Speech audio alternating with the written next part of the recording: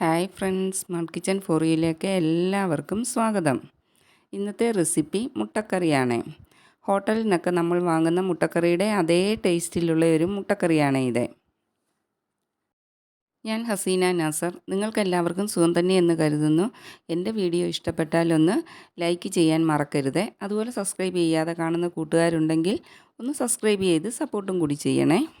നമുക്ക് വീട്ടിൽ വളരെ സിമ്പിളായിട്ട് ചെയ്തെടുക്കാൻ പറ്റുന്ന ഈ മുട്ടക്കറി എങ്ങനെയാണ് തയ്യാറാക്കുന്നത് നോക്കിയാലോ.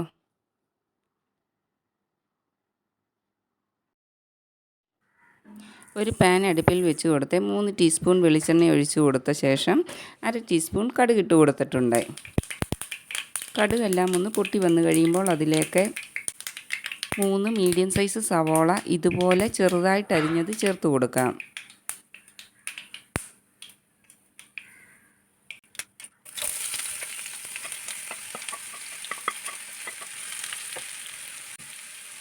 ഇതിലേക്ക് 3 പച്ചമുളക് രണ്ടായിട്ട് കീറിയതും കൂടി ഇട്ട് കൊടുക്കാം.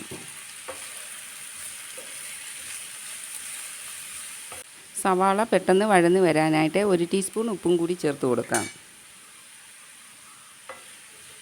സവാള ഒരു പകുതി വഴന്ന് വന്നു കഴിയുമ്പോൾ അതിലേക്ക് 1 ടീസ്പൂൺ ഇഞ്ചി വെളുത്തുള്ളി പേസ്റ്റും കുറച്ച് കറിവേപ്പിലയും കൂടി ചേർത്ത് കൊടുക്കാം. ഇനി സവാളയും ഇഞ്ചി വെളുത്തുള്ളി പേസ്റ്റും എല്ലാം നല്ലവണ്ണം ഒന്ന് ഇളക്കി കൊടുത്ത ശേഷം വഴന്ന് വരാനായിട്ട് ഒരു അടപ്പ് കൊണ്ട് അടച്ചു കൊടുക്കാം.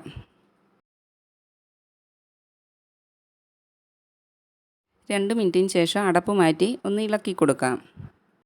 സവാളയൊക്കെ നല്ലവണ്ണം വഴന്ന് വന്നിട്ടുണ്ട്. ഇനി ഇതിലേക്ക് ഒരു വലിയ തക്കാളി ചെറുതായിട്ട് അരിഞ്ഞതും കൂടി ചേർത്ത് കൊടുക്കാം. വലിയ തക്കാളി ആയതുകൊണ്ടാണ് ഞാൻ ഒരെണ്ണം ചേർത്തത്. ചെറിയ തക്കാളി ആണെങ്കിൽ നിങ്ങൾ 2 തക്കാളി ചേർത്ത് കൊടുക്കണേ. തക്കാളി കൂടി പോവുകയും ചെയ്യരുത്. തക്കാളി കൂടിയാൽ കറിക്ക് ഒരു പുളിപ്പ് രസം വരികയും ചെയ്യും. തക്കാളി നല്ലവണ്ണം ഒന്ന് വെന്ത് കുഴഞ്ഞ് വരുന്നിടം വരെ വഴറ്റിയെടുക്കണം. അതിനായിട്ട് ഒന്ന് അടച്ച് വെച്ച് വേവിച്ചെടുക്കാം. 1-2 മിനിറ്റിന് ശേഷം അടപ്പ് മാറ്റി നോക്കാം. ഇനിയിപ്പോൾ സവാളയും തക്കാളിയും എല്ലാം നല്ലവണ്ണം വഴന്ന് വന്നിട്ടുണ്ട്. തക്കാളിയൊക്കെ വെന്ത് ഉടഞ്ഞിട്ടുമുണ്ട്. ഇതിലേക്ക് ഇനി കുറച്ച് പൊടികൾ ചേർത്ത് കൊടുക്കാം. 1/4 ടീസ്പൂൺ മഞ്ഞൾപ്പൊടിയും 1/2 ടീസ്പൂൺ എരിവുള്ള മുളക് പൊടിയും 2 ടീസ്പൂൺ മല്ലിപ്പൊടിയും 1 ടീസ്പൂൺ കാശ്മീരി മുളക് പൊടിയും 1/2 ടീസ്പൂൺ കുരുമുളക് പൊടിയും കൂടി ചേർത്ത് കൊടുക്കാം. ഇനി ഇതിൻ്റെ എല്ലാം പച്ച ടേസ്റ്റ് മാറുന്നിടം വരെ നല്ലവണ്ണം ഒന്ന് വഴറ്റിയെടുക്കാം.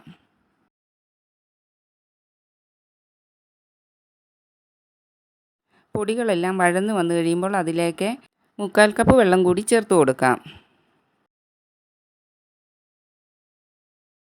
ഇളക്കി നോക്കിയപ്പോൾ ഗ്രേവി കുറവായതുകൊണ്ട് ഞാനൊരു 1/4 കപ്പ് വെള്ളം കൂടി ചേർത്ത് കൊടുത്തിട്ടുണ്ട്.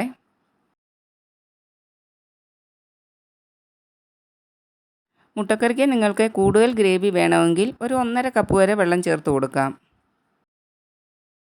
കറി നല്ലവണ്ണം ഒന്ന് ഇളക്കി കൊടുത്ത ശേഷം ഉപ്പൊക്കെ കറക്റ്റ് ഉണ്ടോ എന്ന് നോക്കിയിട്ട് ഒന്ന് നല്ലവണ്ണം തിളച്ച് വരാനായിട്ട് അടപ്പ് കൊണ്ട് അടച്ചു കൊടുക്കാം.